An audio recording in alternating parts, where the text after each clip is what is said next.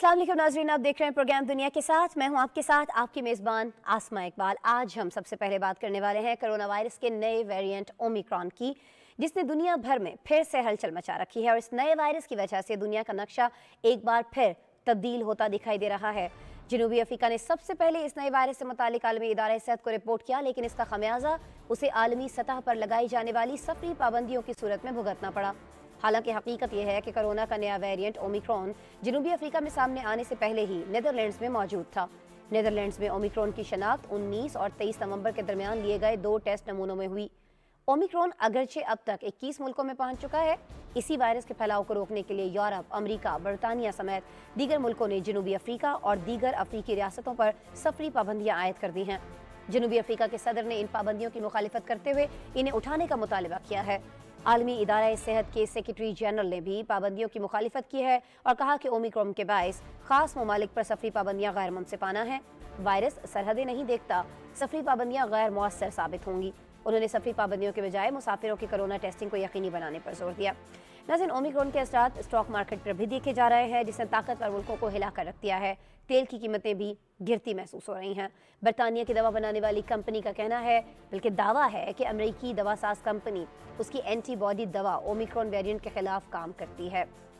क्या मामला है, कितना संगीन इसको समझा जाना चाहिए, इस नए वेरिएंट को कितना ज़्यादा ये नुकसान पहुंचा सकता है, या आया ये जैसे पहले कुछ दिन रिपोर्ट हुआ कि बेज़रर है, सिर्फ नज़ला ज़ुकाम होता है और कुछ खास इससे किसी की जान ना नहीं जा सकती है। इसी पे हम बात करेंगे। हेल्थ एक्सपर्ट हमारे साथ मौजूद है जी, डॉक्टर कैसर सज्जाद साहब हमें ज्वाइन कर रहे हैं, जनरल सेक्रेटरी हैं PMA के। उन्हें वेलकम करते हैं। अस्सलाम वालेकुम डॉक्टर कैसर सज्जाद साहब। जी वालेकुम अस्सलाम। कैसर साहब, बहुत शुक्रिया आपने हमारे प्रोग्राम के लिए वक्त निकाला। कैसे सबसे पहले तो वी नो कि इट्स टू अर्ली, लेकिन फिर भी अभी तक जो मालूमात आप तक पहुंच पाई हों ओमिक्रॉन के हवाले से, क्योंकि अभी उतना इस बारे में जाना नहीं गया है जितना बड़ा रिएक्शन दुनिया ने दे दिया। बहुत शुक्रिया आपका। देखिए, एक तो तस्दीक कर दूं कि मैं सेक्रेटरी जनरल हूं पाकिस्तान मेडिकल एसोसिएशन में। जी जी। और दूसरी बात ये कि देखिए, ये मामला जो कोविड का पहले दिन से जो है वो थोड़ा परेशान कुन है पूरी दुनिया के अंदर। और पाकिस्तान में काफ़ी लोग जानने वाले हमारे मरीज वो हाथों में दम तोड़ गए। बहुत सारे लोग चले गए पहली वेव्स में, दूसरी वेव्स में, थर्ड वेव में और फोर्थ वेव में। अब हमें शक है और डर है कि जो रवैया इस वक्त हमारे मुल्क में पूरे पाकिस्तान में है लोगों का, ऐसा लगता है जैसे पाकिस्तान से कोरोना का खात्मा हो चुका है। कहीं पर भी SOPs पे अमल दरामद नहीं हो रहा। लोग गले भी मिल रहे हैं, हाथ भी मिला रहे हैं, शादी ब्याह में कहीं भी नहीं लगता कि शायद कोरोना है हमारे यहाँ। रेस्टोरेंट में, बाजार में, आप कहीं भी चले जाएं तो डर ये है कि शायद जो है वो 5th वेव आ जाए। और एक अच्छी बात है कि वैक्सीनेशन बहुत से लोगों ने कराई है, लेकिन स्टिल अभी बहुत से लोगों ने कराना बाकी है। जब तक 75%, 80% लोग वैक्सीनेट नहीं हो जाते हैं, वेरिएंट्स का खतरा रहता है। पाकिस्तान की बात नहीं कर रहा हूँ, तकरीबन दुनिया की बात। जब तक दुनिया में 80% नहीं लोग। डॉक्टर साहब, देखिए ना, यही तो मैं आपसे पूछना चाह रही हूँ कि वैक्सीनेशन की बात की जा रही है। अब एक नया वेरिएंट आ गया है, बहुत सारी जगहों से ये इत्तलात भी आई हैं कि बहुत सारे ऐसे लोगों में भी ये वेरिएंट देखने में आया है जो पहले से वैक्सीनेटेड थे। तो अभी एक नया इबाम पैदा हो गया है कि वैक्सीनेशन का कोई फ़ायदा है भी कि नहीं है। पता नहीं वो COVID-19 से भी बचा रही थी कि नहीं बचा रही थी, इस नए वेरिएंट से तो खैर नहीं बच पा रहे लोग उस वैक्सीनेशन के बाद। देखिए, ये एक बहुत इम्पोर्टेंट बात आपने की, बहुत अच्छा है आपने सवाल किया है। देखिए, एक आपकी सवाल से भी लग रहा है और बहुत से लोगों में ये कॉन्सेप्ट एक गलत कॉन्सेप्ट है कि अच्छा। वैक्सीन लगाने के बाद आपको कोरोना नहीं होगा। ये बिल्कुल गलत कॉन्सेप्ट है। वैक्सीन लगाने के बाद भी आपको कोरोना हो सकता है, कोरोना का वायरस आप पे अटैक कर सकता है, लेकिन ये जरूर है कि उसकी शिद्दत कम होगी। लेकिन जिन्होंने ठीक है। वैक्सीन लगाया ही नहीं है वो प्रॉब्लम में आ सकते हैं, वो हॉस्पिटल जा सकते हैं एंड वेंटिलेटर पे जा सकते हैं, उनकी शिद्दत बहुत शदीद हो सकती है। लेकिन जो कोरोना वायरस की वैक्सीनेशन लगा चुके हैं वो उनको बहुत मामूली से अलामात हो सकते हैं। तो ये समझना कि जिन्होंने वैक्सीन लगा लिया है उनको कोरोना क्यों हो रहा है, ये गलत बिल्कुल सवाल है और ये इस तरह से होता रहेगा। मेरा पॉइंट जो ये है कि जब जी। तक वो तमाम लोग जो कि दुनिया में हैं और जहां जहां मुल्कों में कोरोना वायरस फैला हुआ है, उन तमाम लोग दुनिया में जब तक 80% लोग वैक्सीन नहीं लगा लेते हैं, ये वेरिएंट्स आते रहेंगे। लिहाजा जब तक 80% लोग वैक्सीनेट नहीं हो जाते, ये वेरिएंट आते रहेंगे, हमें परेशान करते रहेंगे। अब ये जो ठीक है। जो ओमिक्रॉन की जी जो जी। बात हो रही है, इसमें अब तक बहुत सी चीजें हमें अभी मालूम करना है। हमारी जो बात हुई है, हमारी काउंटर पार्ट है वहाँ पे साउथ अफ्रीका में डॉक्टर एंजेली कॉर्डजी, वो साउथ अफ्रीकन मेडिकल एसोसिएशन की चेयरपर्सन है। उनसे हमारी जो डायरेक्ट बात हुई है, वो एक जनरल प्रैक्टिशनर है वहाँ पे, फैमिली फिजिशियन है, 33 साल से वो बहुत सारे कोविड के केसेस देखती रही हैं। उनका कहना ये है कि जो अभी उन्होंने 10, 12, 15 केसेस जो देखे हैं, उनमें कहीं पर भी कोई कोरोना वाली सिम्टम नहीं थी। और लेकिन जब उनका कोरोना का टेस्ट कराया गया तो वो पॉजिटिव थे। उनमें सिर्फ एक सिम्टम था जो कि थकावट की शिकायत कर रहे थे, फटीग, और किसी किसी में हल्का फुल्का बुखार और हेडेक की बात थी। तो ये बड़ी खतरनाक बात है कि थकावट जो है, जब उन्होंने एग्जामिनेशन किया तो पल्स रेट उनका बहुत ज्यादा था, यानी हार्ट रेट बहुत ज्यादा है।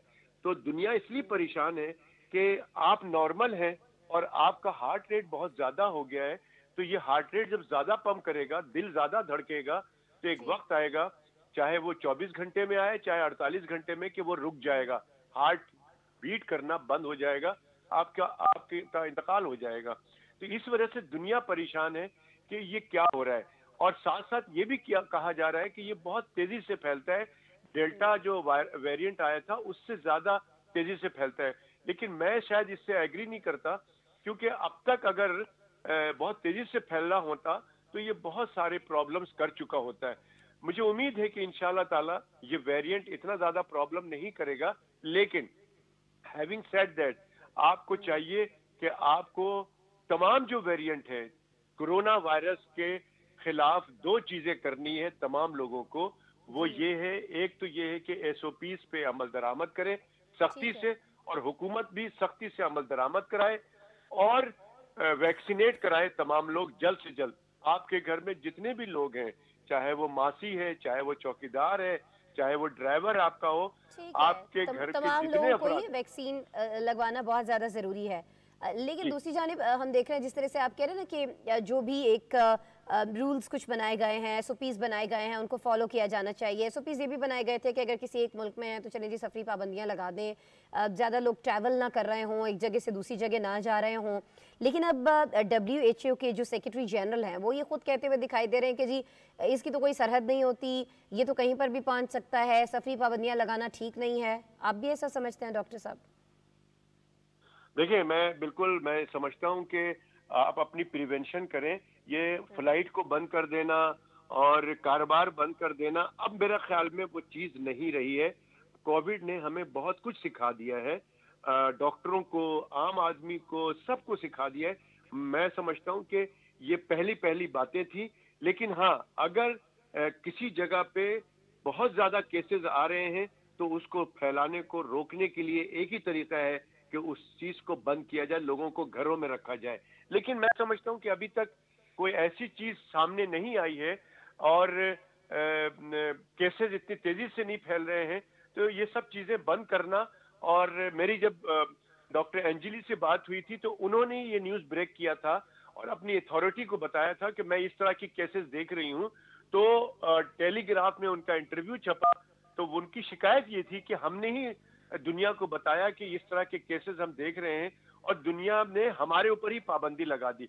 ये बात दुरुस्त है। मैं समझता हूं कि देखिए, हमें चूंकि 2 साल हो गए कोविड से निपटते हुए और साइंस काफी तरक्की कर चुकी है, तो मैं समझता हूं कि अभी ये सब चीजें, फ्लाइट बंद करना, ये करना, वो करना, हाँ, साइंसी तरीके से इसको निपटा जाए। मैंने ठीक है। पहले भी कहा है कि पाकिस्तान के अंदर जो प्रिवेंशन की जाए कि जो फ्लाइटें जितनी भी आ रही हैं उन सबको आने दिया जाए, लेकिन बहुत ही स्ट्रांग स्क्रीनिंग का सिस्टम होना चाहिए एयरपोर्ट्स पे। स्क्रीनिंग जितने जो भी है वो एंट्री स्ट्रांग होनी पॉइंट्स हैं, चाहिए। सही, ठीक है, जितने ठीक भी बजा फरमा रहे हैं आप डॉक्टर साहब। लेकिन ये फरमा दीजिएगा, नए नए वेरिएंट्स सामने आ रहे हैं, बहुत सारी जगहों पर मुख्तलिफ बहस होती दिखाई देती है। कुछ लोग ये कह रहे हैं कि जो नया वेरिएंट आता है वो पिछले वेरिएंट से ज़्यादा मजबूत होता है, ज़्यादा ख़तरनाक होता है। कुछ लोग ये कह रहे हैं कि नहीं, ये जो वेरिएंट्स शक्ल तब्दील करता जाएगा वायरस, ये पहले वायरस से बहुत ज़्यादा वीक होता चला जाएगा, कमज़ोर होता चला जाएगा। डेल्टा है या दीगर जो भी वेरिएंट आए थे उससे ये कमज़ोर साबित होगा, ऐसा है? ऐसा हो सकता है, बिल्कुल आपकी बात दुरुस्त है। ऐसा हो भी सकता है और ऐसा नहीं भी हो सकता है। जितनी ज्यादा देखें, मैंने पहले भी कहा है कि जो लोग वैक्सीन नहीं लगा रहे हैं उनके दरमियान ये जो म्यूटेशन होती जाएगी वो उसमें वायरस स्ट्रांग भी हो सकता है और वायरस वीक भी हो सकता है। तो लिहाजा हमें बड़ा कॉशियस रहना है। ये नहीं समझना है कि म्यूटेशन होती जाएगी और वेरिएंट्स आते जाएंगे और वो वेरिएंट्स वीक वेरिएंट्स होंगे, ऐसा नहीं होगा। स्ट्रांग भी हो सकता है और वो बहुत सीवियर किस्म का लीथल भी हो सकता है। तो लिहाजा मैं समझता हूँ कि हमें सिर्फ और सिर्फ बॉटम लाइन यही है कि हमें प्रिकॉशनरी मेजर्स अडॉप्ट करने हैं और जब तक कि हमारे ऊपर बहुत ज्यादा प्रॉब्लम ना आ जाए। और वो जो प्रिवेंशन का सिर्फ दो ही उसूल है, जितनी जल्दी हो सके वैक्सीनेट कराएं अपने अपने प्यारों के और तमाम लोगों के। और आप वैक्सीन लगा भी लेते हैं तब भी आप एसओपीज पे सख्ती से अमल करें, यानी कि मास्क लगाएं जब भी आप कहीं जाते हैं। आप हुजूम में जाते हैं तो डिस्टेंस रखें, 2 या 3 लोग आप बैठे ठीक तो है, 6 फीट एसओपीज का पर अमल फासला दरामद रखें, करें, लेकिन ये बता हाथ ना दीजिएगा मिलाएं, कि गले ना मिले। जी ठीक है, एसओपीज जो बार बार हम लोग दोहरा रहे हैं, बहुत सारे लोगों के इल्म में भी है, बहुत सारे लोग अमल करते हैं, बहुत सारे, जैसे कि आपने खुद गुफ्तगू की आगाज़ में फरमाया कि अब लगता नहीं है ऐसा कि कहीं पे पाकिस्तान के अंदर कम अज़ कम का ऐसा वायरस है। हर जगह पे एसओपीज को नज़रअंदाज किया जा रहा है। अच्छा डॉक्टर साहब, ये फरमा दीजिएगा, नए वेरियंट के लिए, हर नए वेरियंट के लिए क्या नई वैक्सीन बनाना होगी हर बार? जी, ये अब तक तो ऐसी कोई बात नजर नहीं आ रही है। अल्लाह का शुक्र है कि जितनी भी वैक्सीन आई हैं वो तमाम के तमाम अब तक जो वेरिएंट्स आए हैं उन सब को कवर कर रहा है। ये अभी वक्त बताएगा कि हमें जो अभी ओमिक्रॉन की हम बात कर रहे हैं, क्या इसके लिए कोई नया वैक्सीन लगेगा। मैं समझता हूँ कि ऐसा नहीं होगा। वैक्सीन मैं समझता हूँ कोरोना वायरस की जो वैक्सीन बनी है वो शायद तमाम जो वेरिएंट्स होंगे वो उसके लिए बेहतर साबित हो सकेगा। लेकिन ये बात कंफर्म उस वक्त होगी जब नया वेरिएंट्स आएगा और उसके बाद क्या सूरत हाल होती है उस वक्त पता चलेगा, क्योंकि ये एक नया वायरस है, सब चीजें नई हैं। रोजाना हम इस वायरस में रोजाना कुछ ना कुछ सीखते हैं। तो मैं जो उम्मीद है कि जो साइंसदान हैं हमारे वो इस पे काम कर रहे हैं और मुझे उम्मीद है कि ये जो जो वैक्सीन आई है, जितने भी वैक्सीन अभी अवेलेबल हैं दुनिया में, वो तमाम के तमाम जब जितने भी वेरिएंट्स अब तक आए हैं उसमें कामयाब रहा है और आइंदा भी मेरे ख्याल में ये कामयाब रहेगा वैक्सीन से, इसलिए इसमें परेशानी की कोई बात नहीं है। ठीक है, आपने अभी तिब्बी साइंसदानों का जिक्र किया ना डॉक्टर कैसर साहब के, दुनिया भर में काम हो रहा है, आप सेक्रेटरी जनरल हैं पीएमए के, उस हैसियत में मैं आपसे पूछना चाहूँगी, पाकिस्तान में भी कुछ काम हो रहा है या बस हमने अब ये सोच लिया है कि नहीं चाइना दे देगा, किसी और मुल्क से ख़रीद लेंगे? हमारे पास भी तो बड़े ऐसे साइंसदान मौजूद हैं, बड़ा नाम है, बड़ी इजादात भी हैं, बड़ी सारी चीज़ें भी हैं, तो वैक्सीन पे भी कुछ काम कर रहे हैं हम? मेरा ख्याल में ये एक बहुत बड़ी हमारी बदकिस्मती है कि वैक्सीन के सिलसिले में हमने अभी तक कोई बहुत खातिर खा कामयाबी हासिल नहीं की है, ना ही बहुत अच्छा काम किया है। हमारे पास छोटी छोटी जो बीमारी की जो वैक्सीन है वो सारी की सारी हम बाहर से लेते हैं। कुत्ते के काटने के वैक्सीन हम नहीं बना सकते, वो भी हम वो करते हैं। एक बीच में एनआईएच ने वैक्सीन की कोई तैयारी की थी, लेकिन अभी तक मेरे ख्याल में उसमें कोई पेशरफ्त नहीं हुई है। मैं समझता हूँ कि हमारे पास लोग मौजूद नहीं है, हमारे पास हुकूमत की तरफ से कुछ नहीं है, इस तरह के कुछ वसाइल फराहम किए जाते, वजह क्या है? मैं समझता हूँ कि इसका शॉर्ट नहीं जवाब चाहते, बस बाहर से ले रहे हैं तो सही है। मेरे ख्याल में देखिए इसका शॉर्ट जवाब तो ये है कि पाकिस्तान में किसी भी गवर्नमेंट ने हेल्थ को प्रायोरिटी नहीं दी है। जिस दिन हेल्थ को बदकिस्मती प्रायोरिटी से। दी जाएगी और उस दिन मैं समझता हूँ कि यहाँ पर रिसर्च वर्क बहुत ज्यादा होगा और वैक्सीन भी, हर तरह की वैक्सीन भी बननी शुरू हो जाएगी। हर तरह की दवाइयों के जो मॉलिक्यूल्स होते हैं, जो इंग्रेडिएंट होते हैं, वो भी हम बाहर से मंगवाते हैं, वो भी पाकिस्तान में बनना शुरू हो जाएगा और चीजें भी सस्ती हो जाएंगी, दवाइयां भी सस्ती हो जाएंगी।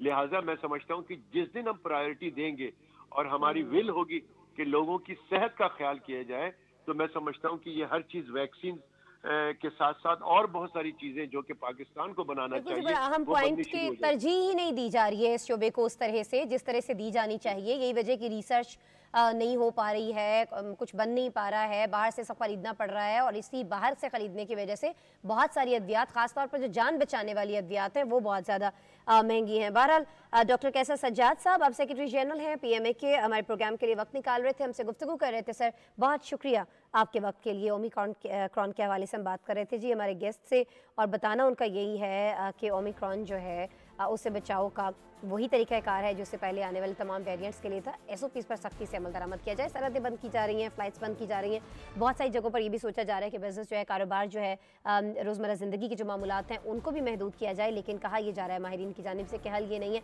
हल सिर्फ ये है कि तमाम चीज़ें अपनी जगह चलती रहें, लेकिन SOPs पर अमल दरामद जो है वो किसी तौर न रुकने पाए।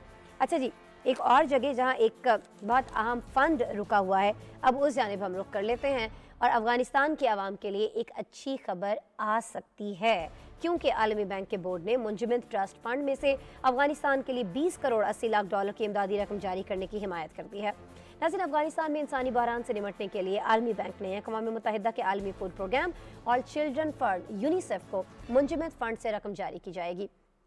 इसके लिए आलमी बैंक के अफगानिस्तान की तामीर नौ के लिए ट्रस्ट फंड से मुंसलिक 31 डोनर्स की जानिब से मंजूरी की ज़रूरत पड़ेगी।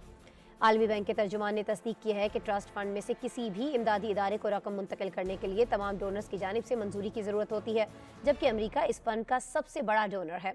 अक़वाम मुत्तहिदा के इंसानी इमदाद के इदारे के सरबराह का कहना है कि रवा माह के आखिर तक आलमी बैंक के साथ अफगान मईशत में लिक्विडिटी इंजेक्ट करने के मामले पर बातचीत तय पा जाने की उम्मीद है। लेकिन जी वही एक शर्त ऐसी, जिस तरह से पहले बहुत सारी शर्तें जिन पर अमल दरामद न होने की वजह से अफ़गान हुकूमत को ये फ़ंड्स जो है नहीं दिए जा सके, वहाँ के आवाम तक नहीं पहुँच सके, ऐसी एक और शर्त रख दी गई है कि जी डोनर्स में से अगर तमाम डोनर्स जो हैं इसकी मंजूरी दे देते हैं तो फिर ये फ़ंड्स जो हैं ये वहाँ की आवाम की फ़लाह के लिए इस्तेमाल हो सकते हैं। इसी पे हम बात करेंगे जी। हमें ज्वाइन कर रहे हैं साकिबुल इस्लाम साहब, सहाफ़ी हैं, सीनियर सहाफ़ी हैं, अमेरिका से बराह रास्त वीडियो लिंक पर हमारे साथ मौजूद हैं। वेलकम करते हैं। अस्सलाम वालेकुम साकिब। जी वालेकुम सलाम Asma, thank you. Thank you Saqib कि आप हमारे साथ मौजूद हैं, वक्त निकाल रहे हैं। मुझे बिल्कुल आपकी मसरूफियात का भी अंदाज़ा है, ऐसे में आपने वक्त निकाला, आपका शुक्रिया। अच्छा, हम ये देख रहे हैं साकिब कि जब भी अफ़गान हुकूमत के मुंजमद किए गए फ़ंड्स की बात होती है तो कोई ना कोई शर्त आड़े आ जाती है। अमेरिका अगर मुज़ाकरात कर रहा होता है, दोहा में कहीं बात हो रही होती है, ट्राइका मुज़ाकरात हो रहे होते हैं, तो कुछ ना कुछ शर्तें रखी जाती हैं कि अगर ये शर्तें होंगी तो अमेरिका कहता है कि फिर मैं सोचूंगा कि मुंजमद जो असासे हैं, जो फ़ंड्स हैं, ये बहाल करने हैं कि नहीं करने। अब एक और शर्त हमारे सामने आ रही है कि जो डोनर्स हैं मुख्तलिफ ममालिक, वो इजाज़त देंगे और सबसे बड़ा डोनर अमेरिका है, तो फिर यानी हम ना ही समझें साकिबुल इस्लाम। बिल्कुल, मसला ये है कि ये जो रकम है अफ़गानिस्तान की मुंजमद, ये एक ट्रस्ट फंड में है, अफ़गान रिकंस्ट्रक्शन ट्रस्ट फंड, और इसके 31 डोनर्स हैं और ऑफ कोर्स अमेरिका इसका सबसे बड़ा डोनर है, तो उसकी चलेगी जिसका सबसे ज़्यादा हिस्सा है। और अगर देखा जाए तो अमेरिका ने कोई ख़ास तौर पर सैंक्शन अफ़गानिस्तान के लिए स्पेसिफिक नहीं की हैं, मतलब कोई ऐसी उनके ऊपर पाबंदियाँ नहीं हैं, लेकिन सिर्फ जो ये मुंजमद फंड्स हैं इनके हवाले से मामलात खटाई का शिकार हैं और ये हालात मज़ीद ख़राब होने की तवक्को है, क्योंकि अभी जो नेक्स्ट वीक है अफ़गानिस्तान के लिए जो नुमाइंदा ख़ुसूसी हैं वो दोहा में तालिबान से मुज़ाकरात कर रहे हैं, थॉमस वेस्ट। सो देखना यह है कि उन मुज़ाकरात के बाद क्या चीज़ सामने आती है। अफ़गानिस्तान की जो इस वक्त हुकूमत है तालिबान की, क्या वो जो अमेरिका के मुतालबात हैं उनको मानती है, और जो मुतालबात हैं वो यही हैं कि ये जो ट्रस्ट फंड की रकम है इसको डिस्पर्स करने के लिए इंडिपेंडेंट एजेंसीज की मदद ली जाए और जो अफ़गानिस्तान में ख़वातीन और बच्चे हैं उन तक पहुंचा जाए। 3.9 करोड़ की आबादी में 1 करोड़ 10 लाख के करीब ख़वातीन हैं, 70 से 80 लाख बच्चे हैं, और ये रकम उन तक पहुंचाने की ज़रूरत है। और अमेरिका यही कह रहा है कि वो एजेंसीज़ या इंडिपेंडेंट इदारे जो ये रकम अफ़गानिस्तान के अवाम तक पहुँचाएँगे, उनके अमले में ख़वातीन का होना ज़रूरी है, एक शर्त ये है। और क्या तालिबान ये बात मानेंगे कि ख़वातीन को काम करने की इजाज़त दी जाए, उनको खुलेआम जो है अवाम तक पहुँचने की और उनसे बात करने की और ख़वातीन और बच्चों तक ये इमदाद पहुँचाने की इजाज़त दी जाए? ठीक है, अच्छा मुतालिबा रखा गया है, मुतालिबा क्या है वो भी आपने वाज़ेह कर दिया, ख़वातीन भी उसमें शामिल होनी चाहिए। बिल्कुल जी पता भी होना चाहिए कि ये वहाँ के अवाम तक ही पहुँच रहा है, अफ़गान तालिबान हुकूमत को तो नहीं जा रहा है, इस पर अमेरिका के जो कंसर्न्स हैं, उनसे आगाह भी कर दिया गया है, मानने को तैयार होंगे तभी ये सारा सिलसिला होगा।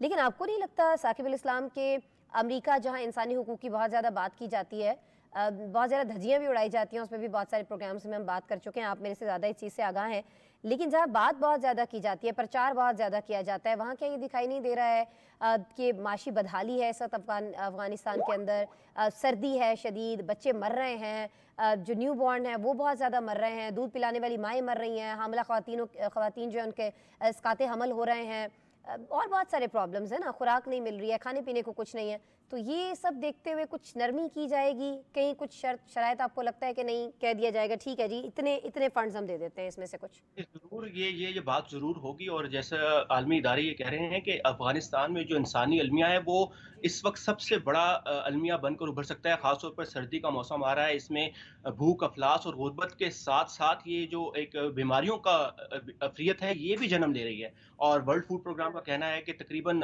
87 लाख लोग भूख का शिकार होंगे, 32 लाख से ज़ायद बच्चे जो हैं वो खुराक की कमी का शिकार होकर जान से जा सकते हैं। तो इन हालात को देखते हुए यही वजह है कि इस साल जो US agency for international development है, उसने अफ़गानिस्तान के लिए अपनी इमदाद में जो है 1 करोड़ 44 लाख डॉलर का इज़ाफ़ा किया है और इस वक़्त जो इमदाद 4 करोड़ 74 लाख डॉलर कर दी गई है सिर्फ़ अफ़गानिस्तान के लिए। यूनाइटेड नेशन इस मामले को बहुत करीब से देख रहा है और यूनाइटेड नेशन ने इस वक़्त कल ही अपने एक इजलास में 41 बिलियन डॉलर 41 अरब डॉलर की इमदाद की बात की है पूरी दुनिया में जो इस वक्त क्राइसिस चल रहे हैं जिनमें अफगानिस्तान सबसे बड़ा है जिसके लिए इमदाद को 3 गुना किया गया अक़वाम मुत्तहिदा की तरफ से। उसके अलावा सूडान, इथियोपिया, यमन और शाम में जो क्राइसिस जारी है, इंसानी अलमिया जो जारी है उसको देखते हुए यूनाइटेड नेशन भी ये बात कर रहा है। लेकिन ऑफ कोर्स अब देखना ये है कि क्या अमेरिका अपने मुतालबात से पीछे हटता है और क्या जो अफ़गान क़यादत है वो कुछ अपनी शराइत अपनी जो बातें उनमें नरमी पैदा करती है और जो अमरीकी इदारे चाहते हैं या अमेरिका चाहता है उसको मानते हुए ख़वातीन को काम करने की इजाज़त देती है और उसके अलावा इदारों को इंडिपेंडेंट तौर पर काम करने की इजाज़त देती है। मुल्क में जो है वो शिद्दत पसंदी और दहशतगर्दी को कंट्रोल करने के लिए मज़ीद इक़दामात करती है। वहाँ पे जो अल-कायदा और दाइश की जो बढ़ती हुई इस वक़्त हमें नज़र आ रही है, कुछ वो होल्ड कर रहे हैं कुछ इलाकों पे, उनके लिए तालिबान हुकूमत क्या करती है? यही देखना है। ठीक है। अच्छा कुछ जो पॉलिसी है उससे हटकर भी मैं चाहूँगी, पॉलिसी तो एक मौजूद है, उसी पर अमल दरामद किया जाएगा, लेकिन मुख्तलिफ सियासतदान जो उनकी मुख्तलिफ राय हो सकती है ना। मैं आपसे ये जानना चाह रही हूँ कि जो मुख्तलिफ रिपब्लिकन्स सियासतदान हैं, पॉलिटिशियंस हैं, वो क्या सोच रहे हैं इस पर, जो मुख्तलिफ डेमोक्रेट्स पॉलिटिशियंस हैं वो इस पर क्या राय रखते हैं, और अमेरिका में आप चूँकि मौजूद हैं साकिब, तो वहाँ पर अवामी राय आमा क्या है, क्या राय है वहाँ के अवाम की, गलत हो रहा है अफ़गानिस्तान में अब जो कुछ हो रहा है, या उनको लग रहा है कि ठीक है जी जो जो हमारी हुकूमत जो स्टेट डिसाइड करे फेयर इनफ वही होना चाहिए? देखिए जी 3 महीने होने को आए हैं अब जब अगस्त में अमेरिका तालिबान ने अफ़गानिस्तान का कंट्रोल हासिल किया था, उस वक़्त से लेकर अब तक अमेरिकी थिंक टैंक्स में, अमेरिकी तालीमी इदारों में और यहाँ पे अमेरिका की जो लॉबीज़ हैं, उन सब में यही बात हो रही है कि अफ़गानिस्तान का मुस्तकबिल क्या होगा और ख़दशात यही हैं कि आने वाले चंद महीनों और 1-2 सालों में शायद इसका हमें क्लियर पिक्चर हो कि अफ़गानिस्तान का मुस्तकबिल क्या होगा और वो कुछ अच्छा नज़र नहीं आ रहा। यहाँ पर जो ख़दशात हैं वो यही हैं कि क्या तालिबान हुकूमत जो है वो अपने जो कंज़र्वेटिव एक उनकी अप्रोच है हुकूमत करने में उस पर समझौता कर पाएगी? क्या अमेरिका अपनी जो सैंक्शंस हैं या अपने मुतालबात हैं उनको कम करके तालिबान हुकूमत के साथ काम करना चाहेगा?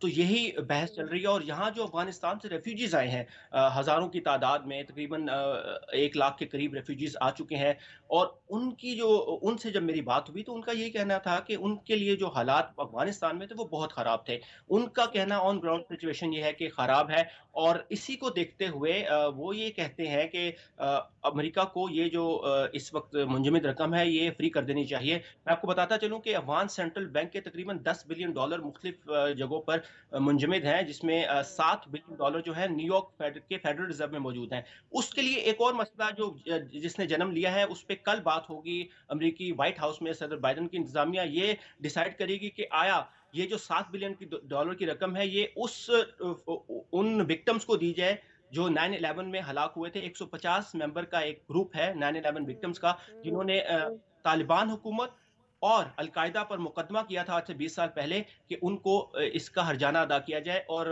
वो कानूनी जंग जीत चुके हैं, और वो रकम भी $7 बिलियन की है जो उनको दी जानी है। तो अब बाइडेन इंतजामिया कल ये फैसला करेगी कि वो $7 बिलियन की रकम जो न्यूयॉर्क फेडरल रिजर्व में अफगान सेंट्रल बैंक की मुंजमद है, क्या उस रकम से 9/11 विक्टिम्स की जो फैमिलीज हैं उनको वो हर्जाना अदा कर दिया जाए। तो अफगानिस्तान के लिए मुश्किलात बढ़ रही हैं, कम नहीं हो रही।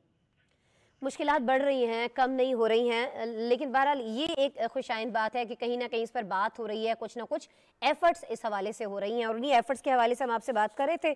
साकिब अल इस्लाम साहब, सीनियर सहाफ़ी, आप अमेरिका से हमारे साथ मौजूद थे। बहुत शुक्रिया साकिब आपके वक्त के लिए। नाज़रीन, अब हमें आगे बढ़ना है। आगे बढ़ते हुए हमें बात करनी है यूरोपीय यूनियन की, जिसने चीन के नक्शे कदम पर चलना शुरू कर दिया है। खबर यह है कि चीन के वन रोड एंड बेल्ट मंसूबे से मुतासिर होकर ग्लोबल पास मंसूबा शुरू करने का ऐलान किया गया है। यूरोपीय यूनियन कमीशन के सरबराह के मुताबिक मंसूबे के तहत तरक्की पजीर ममालिक में 300 बिलियन यूरो मालियत के इंफ्रास्ट्रक्चर सरमायाकारी प्रोग्राम शुरू किया जाएगा। ब्रसल्स में प्रेस कॉन्फ्रेंस के दौरान ये भी एतराफ़ किया गया कि ग्लोबल पास मंसूबा चीन के मंसूबे का एक हकीकी मुतबादिल है। ये मंसूबा जमहूरी इक़दार पर मरकूज़ तर्ज़ फ़िक्र का हामिल है और दुनिया भर में यूरोपीय यूनियन के स्ट्रेटेजिक मफादात के हुसूल में किरदार अदा करेगा। ग्लोबल पास मंसूबे के तहत यूरोपीय यूनियन 2027 तक तरक्की पजीर मुल्कों के इंफ्रास्ट्रक्चर में सरमायाकारी करेगा। यूरोपीय यूनियन की जानिब से ये ताउन डिजिटलाइजेशन, टेलीकम्युनिकेशन, रसल रसाइल, तवानाई और सेहत जैसे शोबों में फराहम किया जाएगा। एक बड़ा फैसला जो यूरोपीय यूनियन की जानिब से किया गया है चीन के वन रोड एंड बेल्ट के मुकाबले में ग्लोबल पास मंसूबा, जिसके तहत बड़ी सरमायाकारी की जाएगी। इसी पे हम बात करेंगे जी यूनुस खान साहब से, सीनियर सहाफ़ी हैं, फ्रांस से हमारे साथ मौजूद है, DW से भी मुंसलिक हैं। उनसे बात करते हैं। अस्सलाम वालेकुम यूनुस खान। वालेकुम सलाम। यूनुस खान, बहुत शुक्रिया ज्वाइन करने के लिए। यूनुस खान, पहले तो ज़रा कुछ डिटेल तो मैंने देखने वालों से शेयर की है, कुछ आप बताइएगा क्यों ये ज़रूरत पेश आई है इस तरह का मंसूबा? कहीं ना कहीं तो एतराफ़ किया गया कि जी चीन का मुकाबला करने के लिए किया गया है, यही वजूहात हैं? कुछ और रीजंस भी हो सकते हैं? देखिए, इस टाइम चाइना वाहिद मुल्क है जो कि एशिया में भी, अफ्रीका में भी और रशिया की जो बल्कान स्टेट है जो जिनकी बॉर्डर यूरोपियन ममालिक के साथ मिलती है, वहाँ पर भी मौसलात के शुबे में जो है वो बहुत ज़्यादा वो इन्वेस्टमेंट कर रहा है। वहाँ पे पुल बना रहे हैं, वहाँ पे रोडें बना रहे हैं, सड़कें बना रहे हैं, ट्रेन के लिए जो है ना ट्रैक बनाए जा रहे हैं, भारी सरमायाकारी कर रहे हैं। इस हवाले से बहुत अरसे से ये बात चल रही थी कि फ़िज़ा जो मुकाबले की फ़िज़ा होनी चाहिए, और इसी वजह से जो चाइना है वो इक़्तिसादी, सियासी और दिफ़ाई असर-रसूख उनका बढ़ रहा है। तो उसको रोकने के लिए ये जो आज खबरें भी आई हैं, 2 दिन पहले यहाँ पे यूरोपियन पार्लियामेंट में इसमें इसका ज़िक्र भी किया गया है। तो इस हवाले से ये चीज़ें जो है ग्लोबल गेटवे का जो मंसूबा है इसको लाया गया है यूरोपियन यूनियन की तरफ से। ठीक है, तो यूनुस, ये जो मंसूबा है ये चीन के प्रोजेक्ट से कितना मुख्तलिफ होगा या बिल्कुल वैसा ही होगा? उसी तरह से प्रोजेक्ट्स के अंदर इन्वेस्ट किया जाएगा? कुछ डिफरेंस दिखाई देगा हमें? जी, बहुत डिफरेंट अगर हम इसका जायज़ा लें तो देखिए, जो यूरोपियन यूनियन का जो ग्लोबल गेटवे का जो मंसूबा है, इसमें यूरोपियन यूनियन के बहुत से ममालिक शरीक है और उनके सिर्फ 300 अरब यूरो की सरमायाकारी है। जबकि सिर्फ चाइना की जो अपनी सरमायाकारी है वो उससे कहीं ज़्यादा है एक मुल्क की। तो आपको पता है कि यूरोप में जो ममालिक हैं उनके मफादात भी आपस में एक-दूसरे के साथ टकराते हैं। बहुत सी चीज़ों पे इनकी दरमियान मसले मसाइल होते हैं। तो फैसला साज़ी के हवाले से भी इनकी जो बजट है वो भी बहुत कम है। तो इस हवाले से मैं नहीं समझता हूँ कि ये चाइना का मुकाबला कर पाएगा, और चाइना कई सालों से ये चीज़ कर रहा है जबकि ये इस फ़ील्ड में अभी नए हैं। तो अब देखना ये होगा कि यूरोपियन यूनियन इनको कैसे मैनेज करेगा। ठीक है, अच्छा, वो मुहावरा तो हम सभी ने सुन रखा है, हाथियों की लड़ाई वाला नुकसान किसका होता है, ये भी हम जानते हैं। लेकिन यहाँ ये जो मुकाबला छिड़ गया, आपको नहीं लगता कि इससे सारा जो फ़ायदा है, तरक्की है, खुशहाली है, वो गरीब ममालिक में आने वाली है? ऐसा ही है या फिर कुछ और ही आगे चलकर ये गेम तब्दील हो जाएगा यूनुस? देखिए एक तो मुकाबले की फ़िज़ा तो बन सकती है और उसमें ये होगा कि जो वो इन्वेस्टमेंट की जो शरह है वो कम हो सकती है, लेकिन कोई भी बड़े ताकतें जो होती हैं, ये जभी भी इन्वेस्टमेंट करती है तो ये अपने मफ़ादात देखती है, वहाँ के ममालिक के, वहाँ के अवाम हुँ। का ये ख़्याल नहीं रखती। देखने में यही है कि अफ़्रीका के जिन ममालिक में चाइना ने वहाँ पे सरमायाकारी की है, तो वो मक़रूज़ हो चुके हैं चाइना के हवाले से, और वहाँ के जो लोगों की जो माशी हालत भी है, तो जितनी वो बदलनी चाहिए थी, वो नहीं हुई है।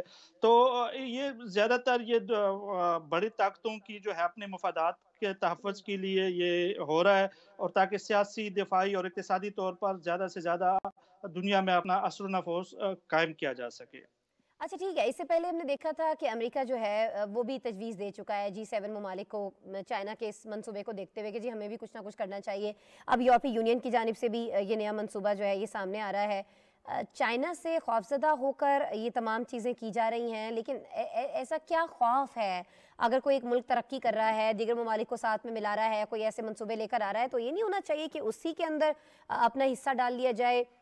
जैसा कि चाइना कहता है कि वो तमाम दुनिया को यकजा करना चाहता है, इकट्ठा करना चाहता है, उसमें उसका साथ दिया जाए, ना कि ये कि अपनी-अपनी एक एम्पायर खड़ी करने की कोशिश की जाए, अपनी-अपनी जगह पर नए से नए मंसूबे आएँ जिनका फ़ायदा भी कोई ना हो। देखिए, अगर आप पिछले कुछ साल 5 साल, 10 साल पीछे चले जाएँ, तो उस वक़्त जी। यूरोप, अमेरिका ये जो थे, ये लीडिंग ममालिक थे। ये लोगों के हुँ, दुनिया के माशी तौर पे, सियासी तौर पर और दिफ़ाई तौर पर फ़ैसला साज़ी में जो है ना, इनका किरदार अहम था। इस हुँ, वक़्त चूँकि चाइना मुकाबले में आ गया है, तो ये जो पिछला G7 का इजलास था, इसमें भी अमेरिका ने एक अलहदा इसी तरह का मिलता-जुलता प्रोग्राम पेश किया था। तो चूँकि वो चाइनीज़ को इस टाइम अपना वो एक वो समझते हैं कि यूरोप के मुकाबले में चाइना आया हुआ, अमेरिका भी चाइना को अपना मुख़ालिफ़ समझ रहा है कि वो माशी, सियासी और दिफ़ाई एतबार से उनका मुकाबले करने की पोज़ीशन में आ चुके हैं।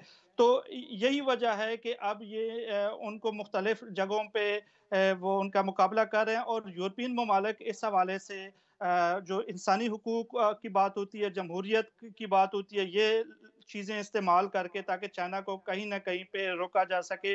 उनका जो हुँ। माशी तौर पे जो असर-ओ-नफूज़ बढ़ रहा है, उसको कम से कम किया जा सके। ठीक है। अच्छा, क्या हम ये कह सकते हैं यूनुस खान इस मंसूबे के सामने आने के बाद या अमेरिका ने जिस तरह से G7 ममालिक से बात की थी कि कहीं न कहीं अपने इक़्तिसादी जो मामलात हैं इक़्तिसादी मफ़ादात जो हैं उनको मद्देनज़र रखा जा रहा है, इंसानी हुकूक जो हैं वो बहुत सारी जगहों पर इग्नोर हो रहे हैं। अब ये जो फ़ंड इतना बड़ा अनाउंस किया गया है, अगर इसको पनाह गज़ीनों के मसले पर कहीं न कहीं किया जाता, या जिस तरह से और मसाइल हैं अमेरिका के अंदर भी मौजूद हैं, स्याह फ़ामों का इस्तेहसाल है और दीगर चीज़ें हैं, अगर उस तरह की चीज़ों को हाईलाइट करके उनको उन मसाइल को दूर करने पर ये तमाम फंड्स खर्च किए जाएँ। यूरोपीय ममालिक में भी बड़े सारे मसाइल हैं, जैसे कि मैंने पनाह गज़ीनों के मसले का ज़िक्र किया, तो ऐसा नहीं है कि अगर ये फंड्स वहाँ लगाए जाएँ तो वहाँ ज़्यादा ज़रूरत है? देखिए, इनमें जो है ना प्रायोरिटी क्या होती है, किन ममालिक हुँ, की क्या प्रायोरिटी है। यहाँ हुँ, पे जंग एक बहुत बड़ा बिज़नेस है, उससे ये अर्न भी करते हैं, अपना असला भी हुँ। बेचते हैं गरीब ममालिक के लिए। जबकि जी, जी। जो अमन की बात होती है, उनके लिए फिर इनके पास फंडिंग नहीं होती। असल हुँ, मसला ये होता है, चुदराहट का होता है, जो मुख्तलिफ ममालिक होते हैं, वो यही चाहते हैं कि इक़्तिसादी, हुँ, सियासी और दिफ़ाई लिहाज़ से हुँ, हुँ, इनकी चुदराहट कायम रहे, और उसी चीज़ के लिए ये स्ट्रगल कर रहे हैं, उसके लिए इनके पास हुँ। बजट भी होता है। जंगों के लिए तो बजट होता है, लेकिन तालीम, सेहत और फलाही कामों के लिए यहाँ पे बजट नहीं होता। इंसानी हुकूक और जमहूरियत की सिर्फ़ बात की जाती है, लेकिन हकीकत में उसके हवाले से कोई ऐसी चीज़ नहीं की जा स जो ज़मीनी हक़ाइक़ वो कुछ और होते हैं। ज़मीनी हक़ाइक़ कुछ और हैं, बातें कुछ और की जा रही हैं, प्लान्स जो सामने आते हैं वो कुछ और सामने आते हैं, तज़ाद बहुत ज़्यादा पाया जाता है, लेकिन ये सारा तज़ाद जो है ये अपने मफ़ादात के लिए रचाया जा रहा है। बहरहाल यूनुस खान साहब सीनियर सहाफ़ी हैं, फ्रांस से हमारे साथ आप मौजूद थे, आपने वक्त दिया, तज्ज़िया अपना शेयर किया, बहुत शुक्रिया यूनुस खान आपके वक्त के लिए। प्रोग्राम में जी अब हमें बात करनी है आपसे नाज़रीन मुत्तहिदा अरब अमारात की, जिसकी गोल्डन जुबली की रंगारंग तकरीबात जारी हैं। दुनिया के सबसे बड़े तिजारती और तफरीही शो कहे जाने वाले दुबई एक्सपो में अमारात के कौमी दिन की खुशी में एंट्री मुफ्त कर दी गई है। आपको बताएं कि दुबई एक्सपो 2020 का जो टिकट है वो 95 दिरहम यानी तकरीबन 4,500 पाकिस्तानी रुपए रखा गया है, जो कि 1 महीने के लिए कारामद है। एंट्री फ्री होने के बायस हर तरफ मुनफरिद और आला मयार के पवेलियन हैं, जहां सयाहों का तांता बन चुका है। पहले भी बहुत सारे लोग लोग आ रहे थे, लेकिन अब कुछ ऐसे लोग जो एंट्री फ़ी देने से कतराते थे, अब वो भी इसमें शमूलियत अख्तियार कर रहे हैं। अच्छा, मकामी फ़नकारों ने ये जैसे कि हम आपको दिखा रहे हैं यहाँ पर अपनी परफॉर्मेंसेस दी हैं, अपनी आवाज़ का जादू जगाया है, हाज़रीन को खूब महसूस किया है। मुत्तहिदा अरब अमारात की गोल्डन जुबली की तकरीबात हैं जो हम आपको दिखा रहे हैं, इसमें मुख्तलिफ ममालिक की शख्सियात भी शरीक हो रही हैं। जुमेरा बीच है, एटलांटिस है, मुख्तलिफ मकामात जो भी फेमस हैं दुबई के, वहाँ पर शानदार आतिशबाजी का मुजाहरा भी किया गया है हर साल की तरह।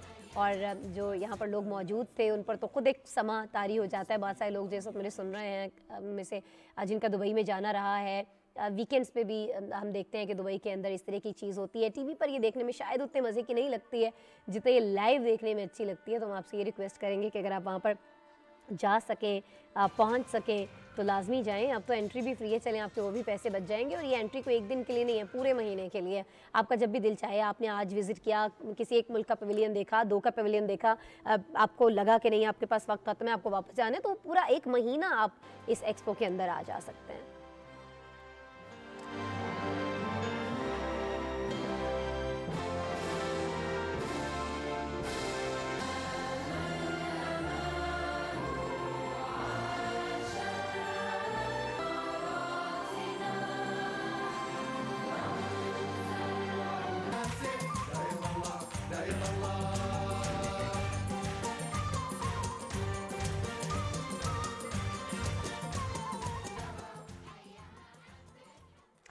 बहुत खूबसूरत है जी दुबई के मनाजिर हम आपको दिखा रहे थे। लेकिन कहा ही जा रहा है कि दुबई अब बहुत महंगा हो चुका है। बहुत सारे लोगों को यहाँ से अपनी जॉब्स ख़त्म करके, अपने बिजनेस ख़त्म करके वापस भी जाना पड़ा। लेकिन अब कोविड के कुछ कम होने की वजह से केसेस, हालात बहुत बेहतर हो रहे हैं। लेकिन आलमी सतह पर रहन सहन पर आने वाली लागत का जायज़ा लेने वाले इदारे द इकोनॉमिस्ट इंटेलिजेंस यूनिट ने दुनिया के महंगे तरीन शहरों की फहरिस्त जारी कर दी है। दुनिया में कौन सा महंगा तरीन शहर है और कौन सा शहर सबसे सस्ता है, इस रिपोर्ट में आपको दिखाते हैं।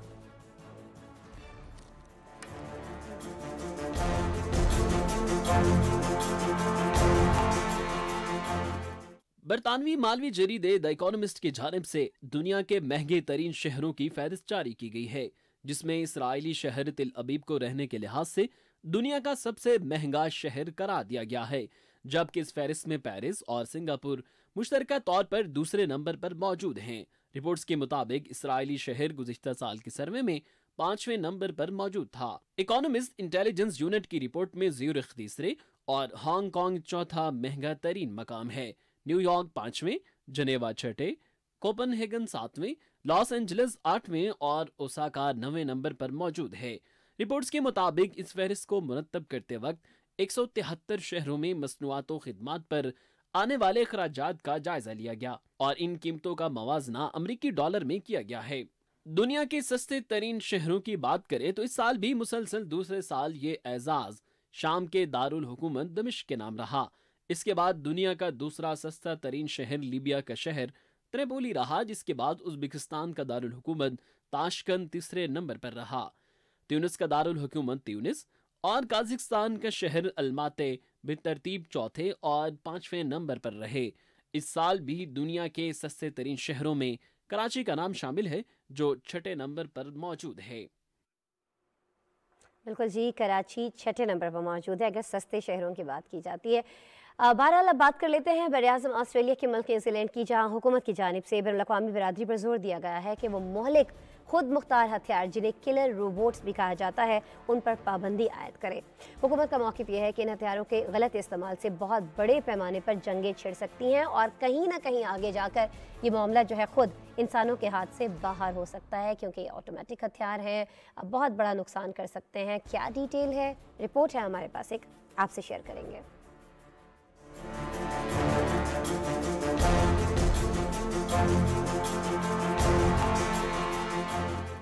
न्यूजीलैंड की जानिब से मोहलिक हथियारों पर पाबंदी का मामला बैनुल अक़वामी सतह पर उठाने का फैसला किया गया है।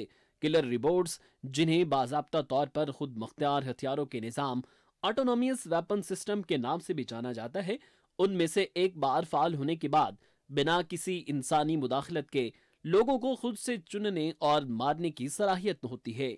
न्यूजीलैंड के आर्म्स कंट्रोल के वजीर फिल टॉयफोर्ड के मुताबिक इनकी हुकूमत ने खुद मुख्तार हथियारों के मुतालिक सख्त और समझौता न करने वाला मौक़िफ़ इख्तियार करने का फैसला किया है। और वो चाहते हैं कि बैनुल-अक़वामी सतह पर इन हथियारों पर मुकम्मल पाबंदी लगाई जाए। वजीर के मुताबिक इस इम्कान को रद्द नहीं किया जा सकता कि जल्द ही ये हथियार किसी बड़े जंग का बायस बन सकते हैं। उन्होंने ये भी खदशा जाहिर किया कि ऐसे मुस्तकबिल का ख्याल भी जहां इंसानी जान लेने का फैसला मशीनों के सुपुर्द किया जाए नफरत अंगेज है। ये बात जरूरी है कि हम दोस्तों और इत्तेहादियों के साथ मिलकर ये बात यकीनी बनाएं कि ऐसा कभी न हो। अब तक 30 ममालिक मुहलिक हथियारों पर मुकम्मल पाबंदी का मुतालबा कर चुके हैं, लेकिन दुनिया की बड़ी ताकतें अमेरिका और रूस की जानिब से इन हथियारों को संजीदगी से नहीं लिया जा रहा। ह्यूमन राइट्स वॉच में हथियारों पर काबू पाने के माहिर ने न्यूजीलैंड की पेश की गई तजवीज की तारीफ करते हुए कहा कि न्यूजीलैंड अकेले इस तजवीज पर अमल दरामद नहीं करा सकता। हथियारों पर मुकम्मल पाबंदी के लिए बाकी ममालिक को भी न्यूजीलैंड के साथ मिलकर एक मजबूत हिकमत अमली के तहत काम करना पड़ेगा। बिल्कुल जी, कोई भी मुल्क अकेला जो है इस तरह के हथियारों पर पाबंदी जो है उसको मुमकिन नहीं बना सकता है। ये हथियार तो देखने में इतने डरावने लग रहे थे। सोचें अगर आइंदा आने वाले वक्तों में अगर इनको रोका नहीं जाता है इनके बनाने पे, इनके इस्तेमाल में, तो कितनी तबाही दुनिया में हो सकती है। एक और जगह जी जहाँ की हमें बात करनी है वहाँ भी कुछ हालात सही नहीं है। बात हमें करनी है आर्कटिक ओकियानूस की, जहाँ मौसमियाती तब्दीलियों की वजह से नुमायाँ बहुत सारी चीज़ें सामने आती जा रही हैं। आबो हवा के गर्म होने की वजह से बारिश जो है मुस्तकबिल करीब में बर्फ़ की जगह ले लेगी। ये तब्दीलियाँ माहिरीन की पेशगोई से कई दहाइयाँ पहले ही रोनुमा हो सकती हैं। क्या है ये मामला? जहाँ पर बर्फ़ मौजूद है अगर वहाँ बारिश होने लग जाएगी तो समंदरों में क्या सूरत हाल होगी? समंदर के किनारे ही नहीं बल्कि पूरी दुनिया में कितना तूफ़ान आ जाएगा, कितना पानी होगा जो किसी से संभाले नहीं संभलेगा। ये सारी चीज़ें हमने एक रिपोर्ट में आपके लिए इकट्ठी की हैं, आपको दिखाते हैं।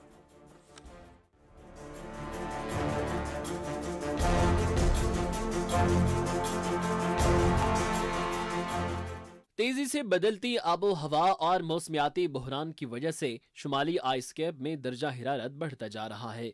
आर्कटिक में होने वाली बर्फबारी की जगह मुस्तकबिल में बारिशें ले लेंगी।